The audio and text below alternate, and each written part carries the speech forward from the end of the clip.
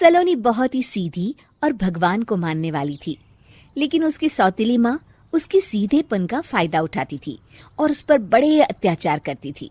जरा सी चूक हो जाने पर उसकी खूब पिटाई करती। अरे सुनते हो, कोई लूला लंगड़ा देख इसकी शादी तय करो और इसे इस घर से बाहर का रास्ता दिखाओ। सलोनी के पिता जानते थे कि मीना एक चांडाल औरत है, इसलिए वो एक अच्छा घर देख सलोनी की शादी कर देते हैं। लेकिन वहां भी सलोनी से जलने वालों की कमी नहीं थी। सलोनी की ननद निकिता उसे बिल्कुल पसंद नहीं करती थी। सलोनी, बात तो सुनो जरा। जी कहिए। आज शाम को मेरे बॉस खाने पर आ रहे हैं। ध्यान रहे उनकी खातिरदारी में किसी प्रकार की कोई कमी नहीं होनी चाहिए। जी आपने कह दिया, बिल्कुल वैसा ही होगा। शाम को सलोनी जैसे ही गैस पर खाना चढ़ाकर वहां से जाती है अभी इसके खाने का स्वाद बढ़ाती हूँ। निकिता गैस की आंच तेज कर देती है। थोड़ी देर में देखते ही देखते सारा खाना जल जाता है और पूरे रसोई घर में चारों तरफ धुआं फैल जाता है। अब आएगा मजा। माँ जल्दी आओ, यहाँ देखो सलोनी ने किचन में आग लगा दी। अरे तेरा सत्यानाश हो, कल मुही तूने ये क्या कर दिया? सलोनी की सास उसे बहुत डांट फटकार लगाती है। तभी मोहन अपने बॉस के साथ घर में प्रवेश करता है।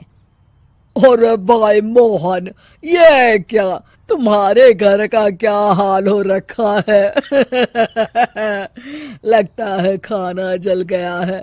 चलो खाने का प्रोग्राम कैंसिल करो, मैं अपने घर जाके खा लूंगा। सर दरअसल सर मुझे माफ कर दीजिए।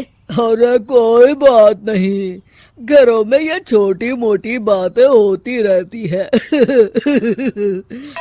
मैं समझ सकता हूँ, फिक्र मत करो, मैं नाराज नहीं हूँ और इस बात का तुम्हारे प्रमोशन पर भी कोई असर नहीं पड़ेगा। चलो अब चलता हूँ मैं। बॉस के जाते ही मोहन सलोनी पर भड़क उठता है और उसे खूब खरी खोटी सुनाता है। भगवान, मेरी माँ तो कहती थी कि अच्छे लोगों के साथ हमेशा अच्छा होता है, फिर मेरे साथ ही बुरा क्यों होता है? आखिर मेरी गलती क्या है? तभी आकाशवाणी होती है। बेटी, अब तुम्हें कोई दुख नहीं दे पाएगा। तुम्हारा बुरा सोचने वाले की मन की सारी बातें तुम पहले ही जान जाओगी।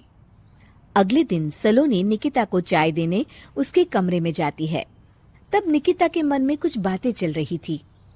कल तो मैंने सिर्फ खाना जलाया था, अब तू देखती जा सलोनी, तेरा इस घर में जीना हराम कर दूंगी। अच्छा, तो ये बात है, अब इसे सबक सिखाना ही पड़ेगा। कुछ दिनों के बाद, सलोनी, मेरे कपड़े जल्दी से प्रेस कर दो, ऑफिस के लिए देर हो रही है। सलोनी मोहन के कपड़ों के पास प्रेस गर्म होने के लिए रख देती है और अपने कमरे में चली जाती है। तभी हॉल में निकिता आती है। सलोनी चुपके से उसे देख रही होती है। आज अगर मैंने ये कपड़े जला दिए तब तो पक्का मेरा भाई इस सलोनी की बच्ची को धक्के मार के घर से बाहर निकाल देगा। अरे तू क्या मुझे निकलवाएगी? महादेव है मेरे साथ। ठहर जा निकिता, आज तो तेरी खैर नहीं। सलोनी अपने पति मोहन को बुला लाती है और निकिता की सारी करतूत दिखाने लगती है। निकिता गर्म प्रेस मोहन के कपड़ों पर रखकर अपने कमरे में चली जाती है। मेरी बहन इतनी बड़ी चालबाज निकलेगी, मैंने तो सोचा ही नहीं था। मुझे माफ कर दो सलोनी, मैं तुम्हें गलत समझ रहा था। मोहन निकिता को बुलाकर उसे खूब डांट फटकार लगाता है। उस दिन के बाद से सलोनी की जिंदगी पूरी तरह बदल जाती है। सलोनी हर किसी के मन की बात सुन लेती थी। दूसरी तरफ निकिता का कोई भी दांव सलोनी पर नहीं चलता था और आखिरकार वो भी सलोनी के आगे घुटने टेक देती है। फिर एक दिन सलोनी की सास की सहेली ममता अपनी बहू कविता के साथ वहां आती है। कविता मन ही मन कहती है, अरे ये बुढ़िया पागल है जो मुझे यहाँ लेके आ गई। कहाँ मैं अपनी किटी पार्टी छोड़ के इसके साथ यहाँ मरने आ गई। पता नहीं कब तक इसे झेलना पड़ेगा। अरे ये जल्दी मरे और इसकी सारी जायदाद मेरे नाम हो जाए। सलोनी कविता की सारी बातें सुन लेती है। अरे कविता, तुम अपनी सास की जायदाद के लिए उन्हें झेल रही हो और उनके मरने का इंतजार कर रही हो। ये तो गलत बात है। सलोनी की बात सुनकर कविता बिना देर किए कहती है, अरे ये तुमने कैसे सुन लिया? ये सारी बातें तो मैं अपने मन से बोल रही थी। तुमने कैसे सुन लिया? बस फिर क्या था। ये सुनते ही कविता के बगल में बैठी उसकी सास उसकी चोटी पकड़ लेती है। क्यों रे कलमुही, तू मेरे बारे में ये सब सोचती है?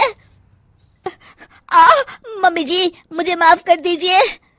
बड़ी आई मेरी जायदाद लेने वाली, मैं आज ही अपने वकील को बुलाकर सब कुछ छोटी बहू के नाम कर देती हूँ। चल घर चल, आज तेरी अच्छी खबर लेते हूँ।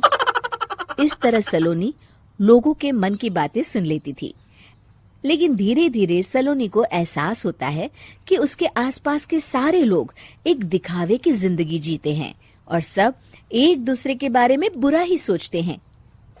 हे भगवान, दुनिया में कैसे लोग हैं? सबके मन छल कपट से भरे हैं। मैं तो लोगों के मन की बातें सुन सुनकर तंग आ चुकी हूँ। मैं अपनी जिंदगी में अब बहुत खुश हूँ। अब आप मुझसे ये शक्ति वापस ले लीजिए भगवान।